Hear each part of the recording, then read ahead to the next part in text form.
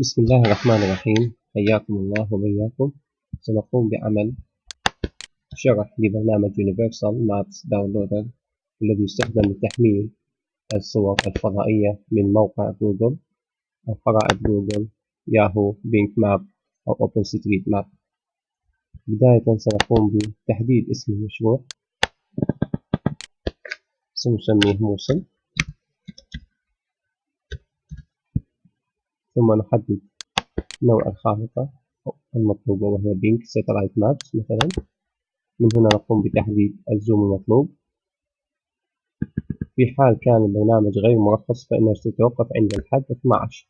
في حال كان البرنامج مرخص سوف يفتح لغاية 18 أو 20 في بعض الليرات.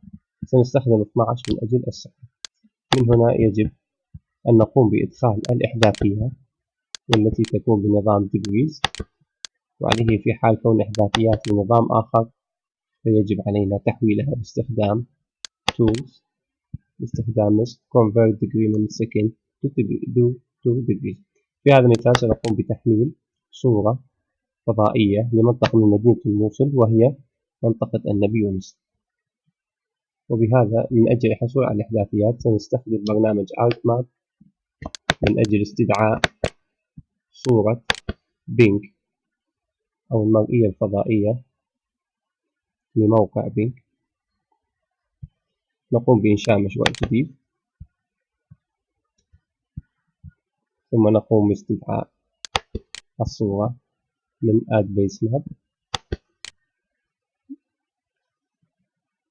نختار imagery. لتحميل هذه الصور يجب أن تمتلك نسخة من arcmap 9.3 أو 10, 10.1, 10.2.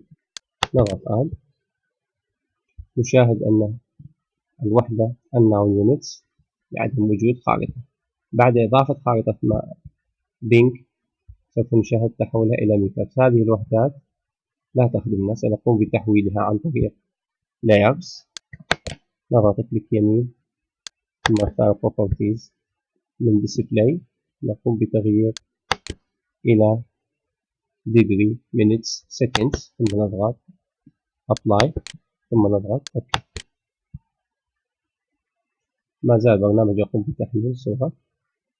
نذهب إلى تكبير، نقوم بالتكبير إلى المنطقة المطلوبة. الآن نذهب إلى الموصل،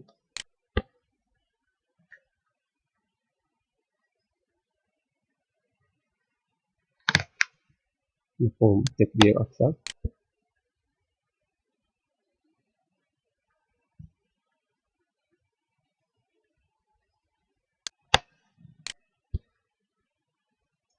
هذه صورة لمزار النبي يونس سلام الله عليه. نقوم بتكبير.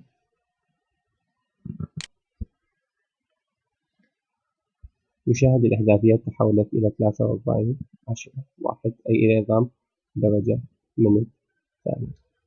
نقوم باستدعاء اليونيفرسال ماب.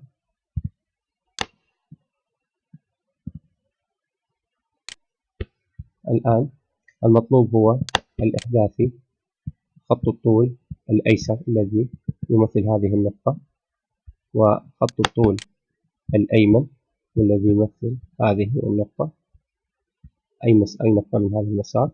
والمطلوب توب لاتيتيود اللي هو خط العرض العلوي الذي هو يمثل هذا المسار، والمطلوب الخط العرض السفلي والذي يمثل هذا المسار.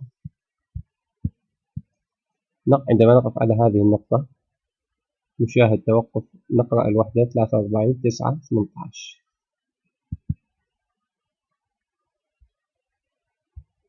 نقوم بكتابتها على ملف تكست أو على ورقة، ثم نقوم بإعادة إدخالها عن طريق convert degrees minutes second من أجل تحويل الوحدة 43 9.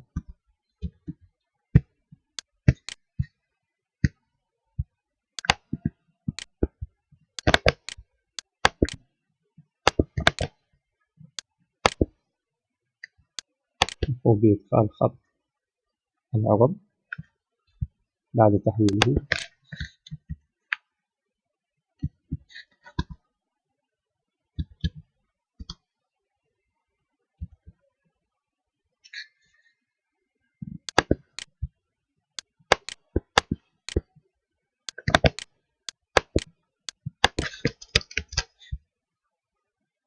الآن خط الطول على الجهة اليمنى الذي يمثل هذه النقطة، نقف على هذه النقطة، نقرأ 43 10 1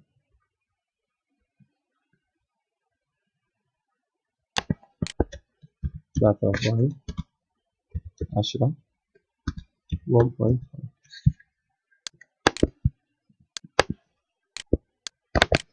من المفضل كتابة هذه الأرقام على ورقة أو على ملف تكست ثم إعادة إدخالها.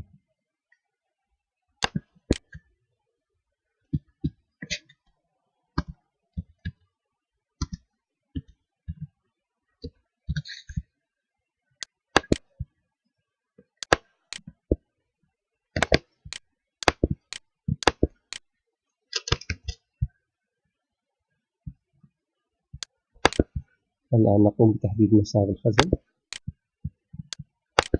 في الإف، نقوم بإنشاء فولدر جديد نسميه موصل.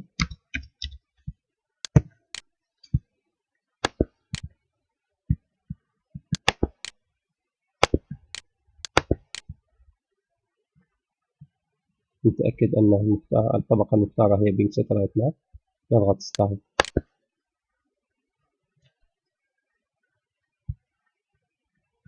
تاسك ستوب. أوكي، انتهت عملية التحميل، لأن المطلوب هو صورة واحدة أو مقطع واحد. عند زيادة مستوى التكبير نقوم بتسمية مشروع تسمية ثانية، نضغط ستارت. شاهد أن عدد الصور زاد إلى 1008. نضغط ستوب من أجل الوقت. نقوم بتقليل الزوم إلى 18. نغير المسار إلى موصل 11، مشروع جديد بينك ساتلايت ماب زوم 18. نضغط ستارت. نشاهد أن عدد الصور أو المقاطع قد تغير إلى 80. بعد اكتمال عملية التحميل يجب أن نقوم بعمل دمج لهذه الصور عن طريق ماب كومباينر، ثم بإمكاننا مشاهدتها عن طريق ماب فيور. بعد الانتهاء بإمكاننا أن نستدعيها باستخدام ArcGIS، ومن ثم إعادة تصحيحها للعمل عليه.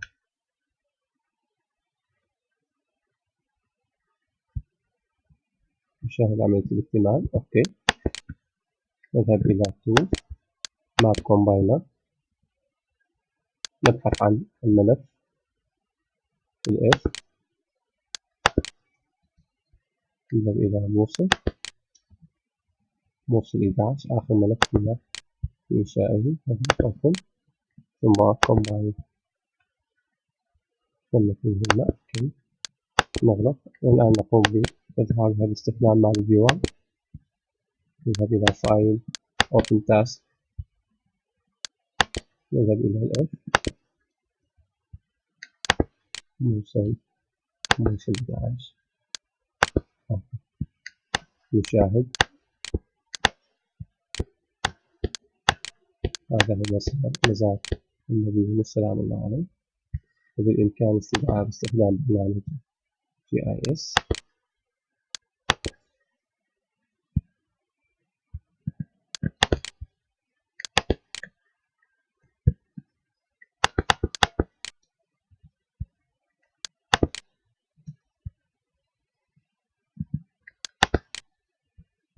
نختار موصل 11 BMP، نضغط آد. أوكي، يمكننا أصبحت الصورة موجودة داخل GIS. كل ما علينا هو القيام بإعادة تصحيحها باستخدام صورة أخرى جوية أو فضائية.